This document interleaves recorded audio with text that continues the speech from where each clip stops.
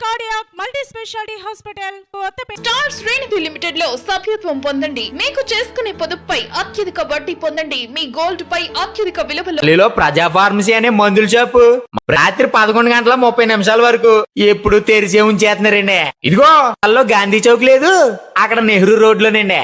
ఇదిగో మర్చిపోండి, చాలా తక్కువ రేట్లకే నాణ్యమైన మందులు ఇచ్చేస్తున్నారు. ఉంటానండి మరి.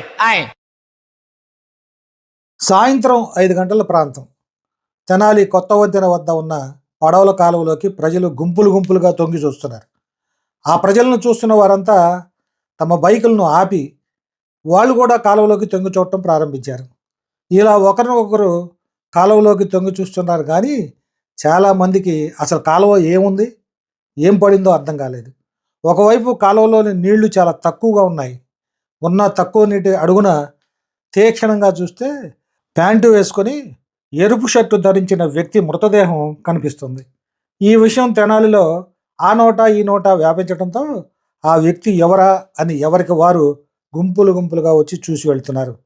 అయితే ఆ మృతదేహం కాలువలో బోర్లా పడి ఉండటంతో అది ఎవరిదో అర్థం కాని పరిస్థితి. అయితే కాలువలో జారిపడ్డా లేక ఎవరైనా చంపి పడేశారా అని ఒకరికొకరు చెప్పుకోవటం కనిపించింది. కాలువలో నీళ్లు అడుగున ఉండటం వల్ల చెత్తకు ఇరుక్కొని ఆ మృతదేహం కదలటం లేదు. ఈ మృతదేహం ఇక్కడ వారిదా లేక ఎక్కడి నుంచైనా కొట్టుకొచ్చిందా అని తేలాలంటే పోలీసులు రంగప్రవేశం చేసి తేల్చాల్సి ఉంది.